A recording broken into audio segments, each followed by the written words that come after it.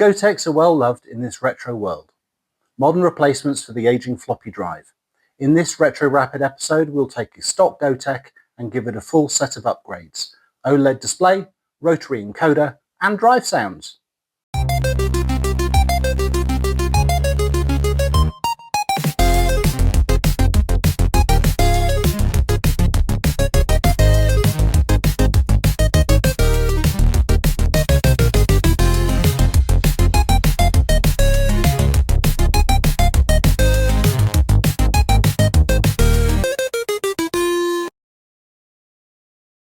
Yes, this has been done before, but since the procedure seems to change so regularly, and I've got 3 of these things to do, I thought it deserved a video. A Gotek is a replacement for the aging floppy drive. It reads disk images from a USB stick and emulates a disk drive.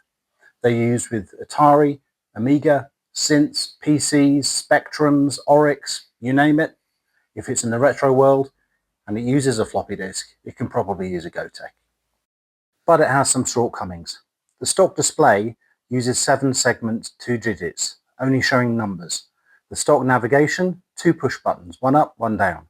And when you're scrolling through big libraries, this is really very, very slow.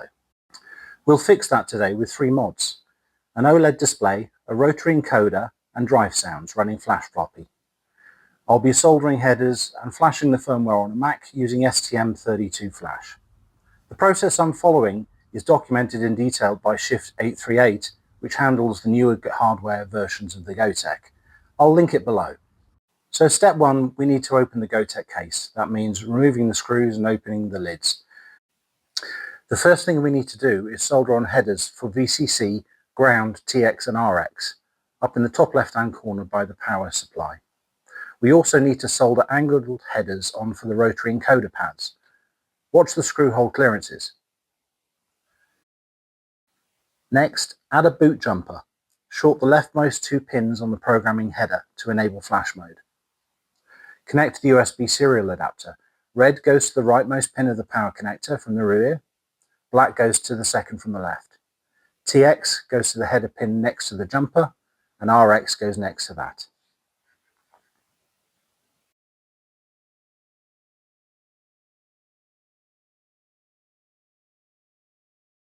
Before we choose the correct process to flash the Gotek, we need to ascertain the microprocessor in the model we have. In this case, we have an A32F415 ARM Cortex processor. We're going to flash on a Mac, but the process is very similar on Linux. First of all, we need to install STM Flash, and we do that with the brew install STM Flash. Next, we run sudo stm flash -k /dev/tty.usb serial and then the number of your serial device. This will unlock the bootloader. Then we run sudo stm flash -vw. The hex file we're going to flash to it, in this case FlashFloppy AT415 ST105 3.8.hex /dev/tty.usb serial and the number of your serial device. If it fails, check the RX and TX orientation on your cable and retry. Sometimes it just needs to run twice. Next, we need to disconnect the 7-segment display. There's 4 wires connecting it to the system. If you're lucky, you can reuse this cable. In my case, we had to use a new one. We need to connect ground, VCC, SDA and SCL to their display header pins. The pinout varies. On the 4-pin header, ground is the bottom left, VCC is bottom right, SDA is top left, and SCL is top right. On the 6-pin header, SDA and SCL are on the middle row. We're going to mount the OLED in the case window, but we will need to cut that later. Next, we'll install the rotary encoder. You need to solder the clock, DT, SW and ground.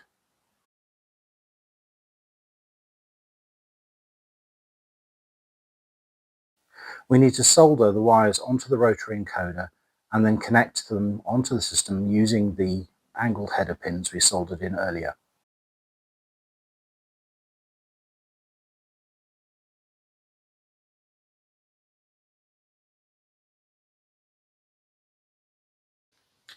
We have bridged one of the two switch pins to the center pin of the 3 rotary pins. This is then connected to the bottom left of the group of 6 header pins.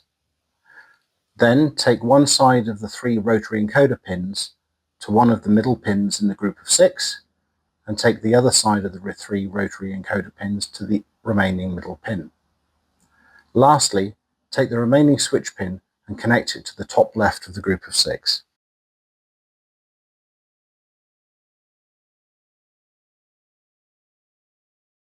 Okay, let's do the speaker mod next.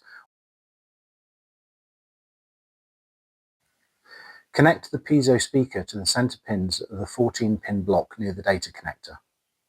FlashFloppy supports multiple drive sound profiles. Note that the piezo volume is quite low. There are amp mods available and optional.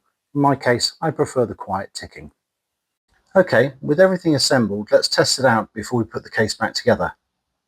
Excellent, the display works and the encoder works.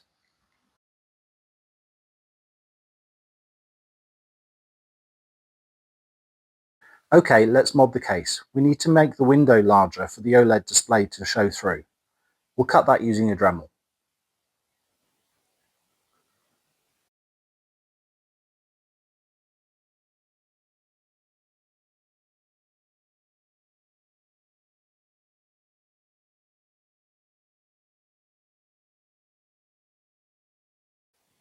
And now we need to mount the rotary encoder. There's a small circular hole to the right of the right-hand button. Use this as a starting point to drill a new hole, and then push the rotary encoder through and secure it with its retaining nut. Next, we'll hot glue gun the OLED display and the piezo speaker.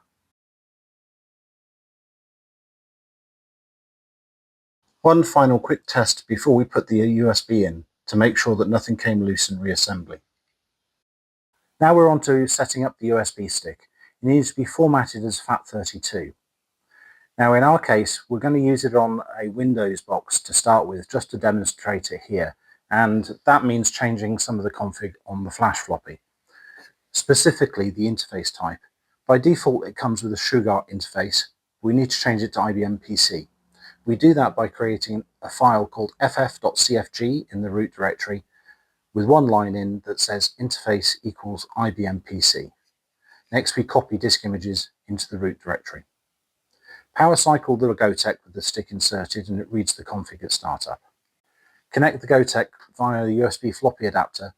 I'm connecting into VMware Fusion so that I can use it within Windows. Macs don't support floppy drives anymore. Scroll the images on the OLED display with the encoder. When you press, it mounts the drive, and now we can hear the wonderful ticking noises. And there we can see the contents of the disk. To change the drive, just simply use the rotary encoder to select a new image,